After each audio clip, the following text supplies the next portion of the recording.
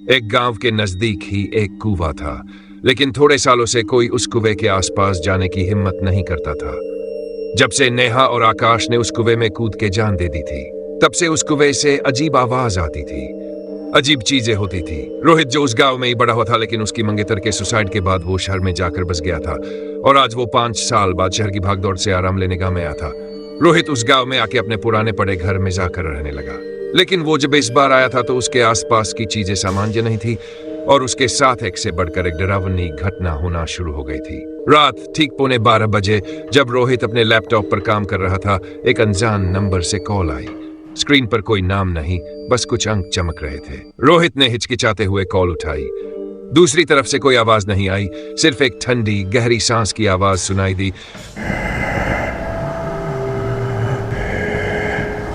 जैसे कोई बिल्कुल उसके कान के पास खड़ा हो।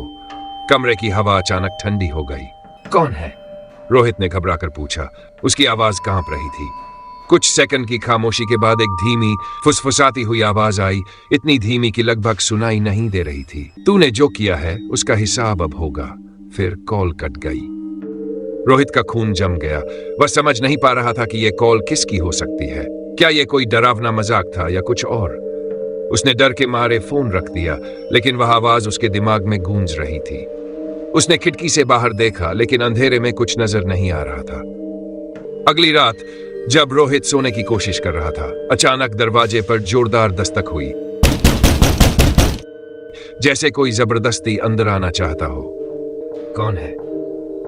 रोहित ने डरते हुए फिर पूछा। उसकी आवाज इस बार और भी कांप रही थी। उसने हिम्मत करके दरवाजा खोला, लेकिन बाहर कोई नहीं था। बस एक पुराना पीला लिफाफा जमीन पर पड़ा था। लिफाफा पुराना और फटा हुआ था, जैसे कई सालों से कहीं पड़ा हो। उसने डरते डरते लिफाफा उठाया और कमरे में लौट आया। लिफाफे में एक धुंधली सी तस्वीर थी, जिसमें वह और उसके बचपन के दोस्त आकाश और नेहा एक साथ खड़े थे, मुस्कुराते हुए। तस्वीर के पीछे स्याही से कांपते हुए हाथों से एक भयानक संदेश लिखा था, तूने हमें धोखा दिया है, अब तेरा अंत निकट है। रोहित का दिल डूब गया। उसे समझ नहीं आ रहा था कि यह किसका काम हो सकता है। क्या यह किसी पुरानी दुश्मनी का नतीजा था? तभी एक भयानक विचार उसके दिमाग में कौंधा। क्या यह सब आकाश और नेहा की वापसी का संकेत था? वो तस्वीर और उसके पीछे की लिखावट देखकर रोहित को वो रात याद आई। वो पूनम की रात थी, लेकिन बादलों ने चांद को ढका था। उस रात उसने अपनी गुस्से की आग में आकाश और नेहा को उस कुएं में धक्का मार दिया था। असल में रोहित की मंगेतर कोई और नहीं बल्कि वही नेहा थी, और आकाश उसका दोस्त था। लेकिन रोहित को आकाश और नेहा के अफेयर के बारे में पता चल गया था, और जब नेहा और आकाश कुएं के पास मिलकर साथ भाग जाने की बात कर रहे थे, रोहित ने पीछे से उन दोनों को धक्का मार दिया था, और लोगों को यह लगा कि उन्होंने कूद कर जाने दे दी है। रोहित ने अपनी मंगेतर खो जाने के दर्द को भूलने के लिए गांव से दूर होकर शहर में बस जाने का डोंगर चाहा। लिफाफे के बाद रोहित को घर में अजीबोगरीब चीजें महसूस होने लगीं। कमरे में ठंडी हवा के झोंके आने लगे, जैसे खिड़कियां खुली हो जबकि वे बंद थी। दरवाजे अपने आप खुलने और बंद होने लगे।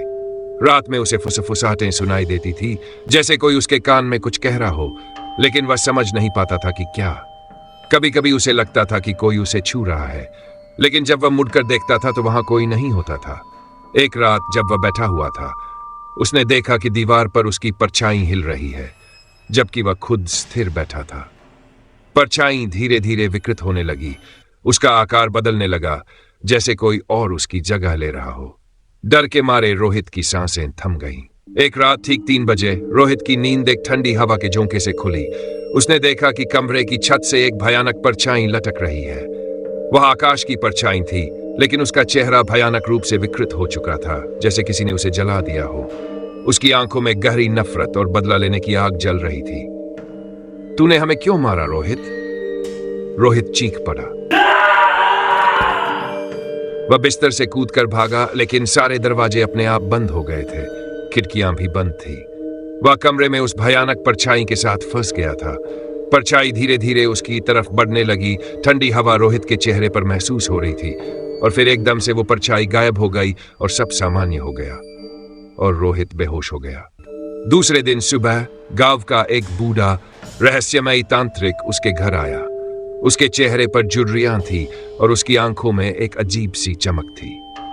वह रोहित के घर के बाहर खड़ा था, जैसे उसे पहले से ही सब कुछ पता हो। तांत्रिक ने रोहित को बताया कि आकाश और नेहा की आत्माएं शांति नहीं पा रही हैं। वे बदला लेना चाहती हैं। उसने रोहित को एक अनुष्ठान करने की सलाह दी। तांत्रिक की आवाज में एक अजीब सी शक्ति थी, जैसे वह किसी और लोक से बोल रहा हो। तांत्रिक रोहित को कुएं तक ले गया। पूर्णिमा की रात थी और चांद बादलों से झांक रहा था। कुएं के पास पहुंचते ही रोहित को एक भयानक ठंडी हवा महसूस हुई। वहां आकाश और नेहा की आत्माएं प्रकट हुई। उनकी आंखों में बदला लेने की जल रही थी। तांत्रिक ने अपना असली रूप दिखाया। वो तांत्रिक असल में आकाश और नेहा के द्वारा भेजी गई आत्मा थी, जो तांत्रिक का भेष धर के रोहित को कुएं तक लाने के लिए भेजी गई थी। और उसके बाद तांत्रिक की आत्मा बोली, यह सूखा कुआं मेरा घर था, जिसमें तूने आकाश और नेहा को डालकर मुझे गुस्सा दिला दिया था। इसी के कारण मैं इन दोनों के साथ मिलकर तुम्हें खत्म करने के लिए तैयार हो गया। आकाश और नेहा की आत्मा ने रोहित के शरीर में से उसकी आत्मा अलग कर दी और रोहित के शरीर की एक एक हड्डी को चूर चूर करके उसी कुएं के अंदर डाल दिया। इसके बाद नेहा और आकाश की आत्माओं को मुक्ति मिल गई। वे उस दुनिया से चले गए, लेकिन रोहित की आत्मा हमेशा के लिए उस कुएं में कैद हो गई, अपनी भयानक गलती की सजा भुगतने के लिए। आज भी पूर्णिमा की रात को कुएं के पास से गुजरने वाले लोगों को रोहित की चीखें सुनाई देती हैं, और अगर कोई गलती से कुएं में झांक ले तो उसे रोहित का भयानक चेहरा दिखाई देता है। रोहित हमेशा के लिए उस कुएं और तांत्रिक आत्मा का पहरेदार बना हुआ है, और तांत्रिक की भयानक हंसी भी हवा में गूंजती है, जो ये बताती है कि उस कुएं का श्राप अभी भी जारी है।